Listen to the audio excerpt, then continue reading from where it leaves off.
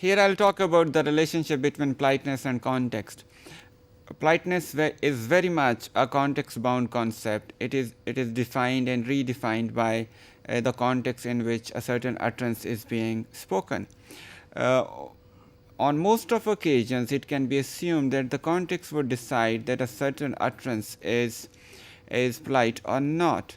In this regard, there are many concepts which can help us understand the relationship between context and politeness. In the beginning, I'll just talk about form and function. Form is related to the form of words, and function is the intended meanings or, or the purpose for which the words are being spoken. As we already know, politeness is very much a pragmatic concept. It is not reduced to the form of the words only. Rather, it is a concept which is very much related to the function of the words as well as the intended meaning of the speaker.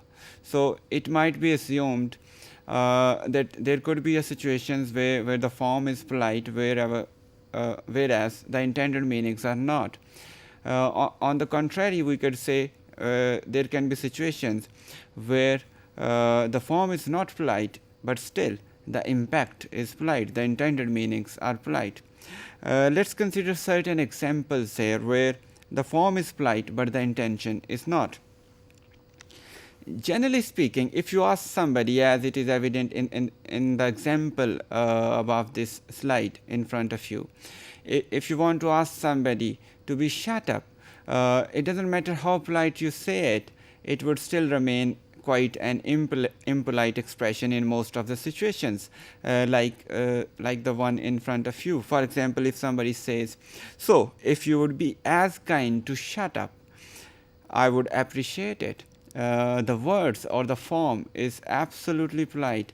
It is being said in an indirect way, but still the impact is, or the intended meanings are quite impolite.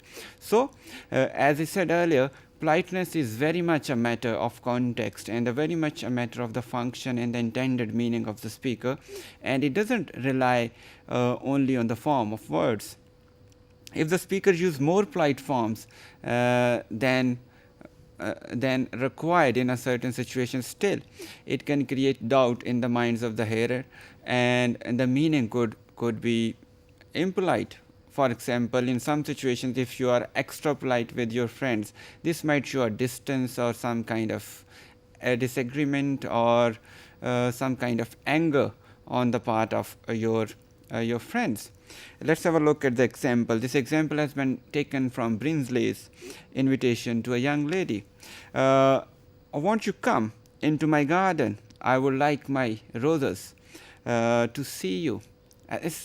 And the listener would understand instantly there's this kind of flattery, extra praise, which may not be needed in most of the situations. So it's not polite, rather it's getting something else.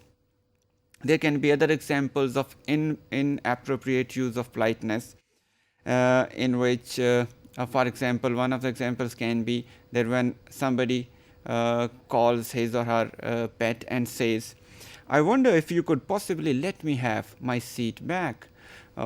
The pet won't understand it on most of occasions, but this statement might entertain the listener, whosoever he or she is. So this kind of statement would convey more meanings than mere politeness. Politeness is also not the same as deference, which is a kind of respect or which shows some kind of social distance with the people of higher status.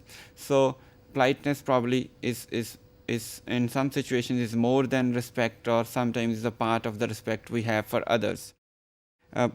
It is rarely grammatically described, but in only in certain lexical expressions like sir, madam, we call them honorifics in English language.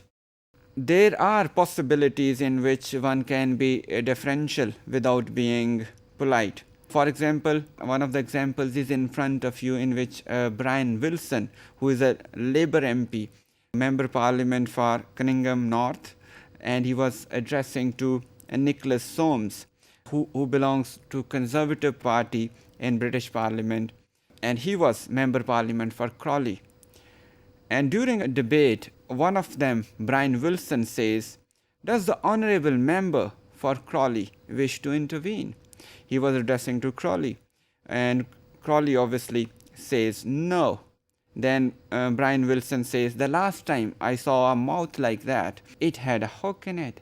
How disrespectful this can be in certain situations, but the form is very much polite.